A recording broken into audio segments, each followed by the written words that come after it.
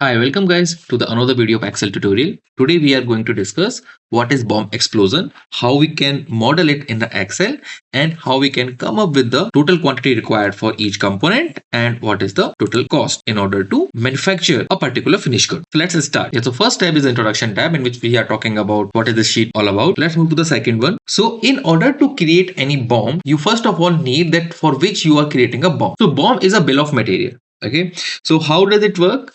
So each BOM consists of that in order to create any item, what are the other items required and in what quantity.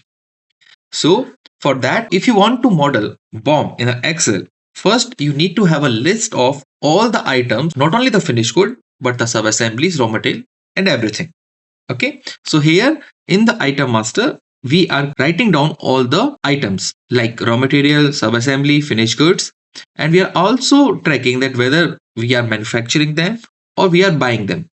It just helps us to distinguish that what we are building and what we are procuring.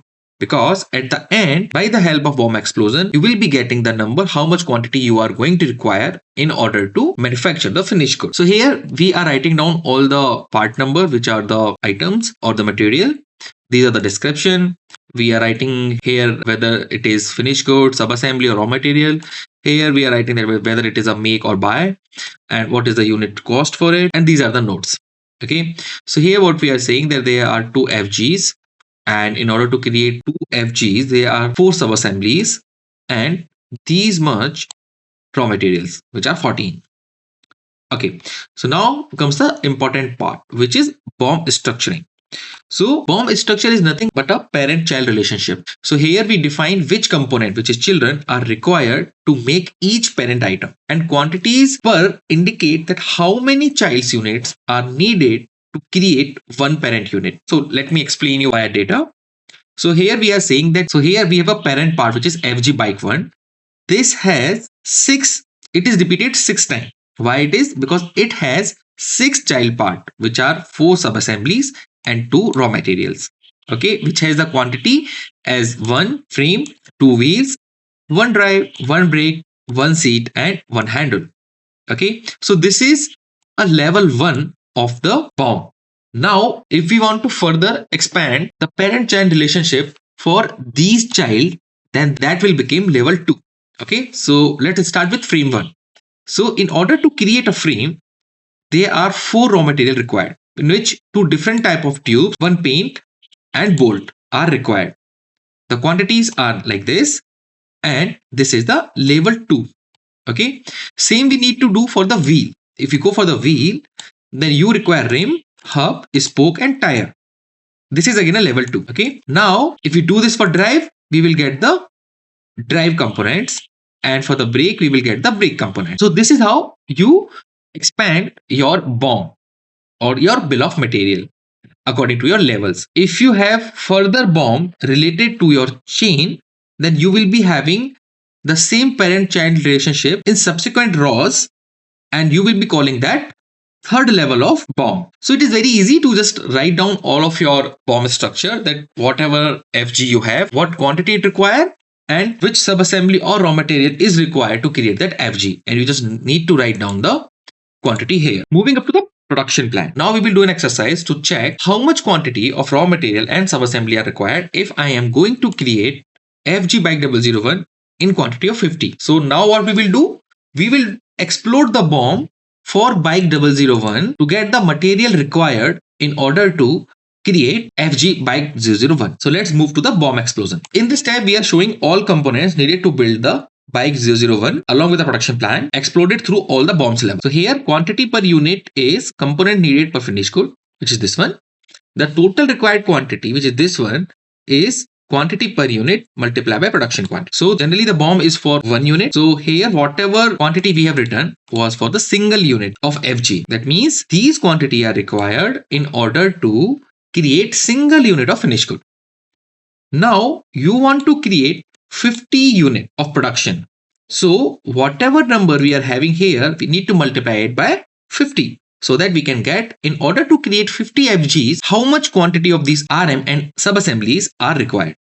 So first of all, we will write down our production item description. It's a level 0 because this is something which we need to make, and then we will check that what's the unit of material. So this quantity per unit is coming from BOM structure.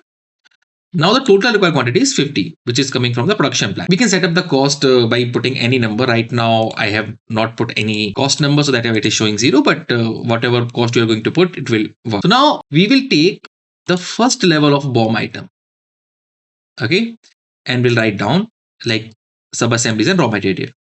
This is the level 1 BOM, and then we will write down all of the quantities as per our BOM structure. Now we need to create the total required material for the production quantity. Okay, so what you need to do for that, you just need to multiply the production plan and quantity per unit, which is 1. So in this case, you will see that 50 is the quantity. So here you can see that 50 frames are needed in order to create 50 bikes, which is correct. Okay, then go to the unit cost. Here we are using the VLOOKUP, and we are bringing the cost of an item here, and just to calculate the total cost is total required quantity multiplied by unit cost, which is $50. The same way, we know that wheel has 2 quantity. So if you go to the BOM structure, for creating a bike we need 2 wheels, so we are getting the quantity 2 here, and the total required quantity for 50 bikes, it will be 50 multiplied by 2, which is 100. The same way you need to do it for all the level 1. Now when the level 1 is done, what you need to do? Then you need to come to the level 2, and again here all the level 2 part you are going to consider here. But how? I have just classified into the frame component, wheel component, and the drivetrain component. You can have it in a flat manner as well. So for the frame component, you know that you need aluminum tubes, carbon fork, frame paint, fastener kits, each of them as per this quantity. Again, you need to calculate the total required quantity, and multiplying it by the cost, it will give you the total cost. The same way you need to do for the wheel component, for the drivetrain component, and the brake component. If you're going to do so, what you're going to get? You will be getting 2 things. One, what is the total required quantity in order to support a production plan? And what is the total cost you will be occurring in order to produce as per a production plan? This is the total cost which you are going to occur. And this column F is the total required quantity as per your production plan. This is nothing but called the BOM explosion. So this is how easily you can create this BOM explosion sheet. I will link this sheet in the description for you guys. You can check it out. If you want us to cover any other video, please let us know in the comment section. Would love to create another one. Till then, please like, share, and subscribe. Thanks for watching.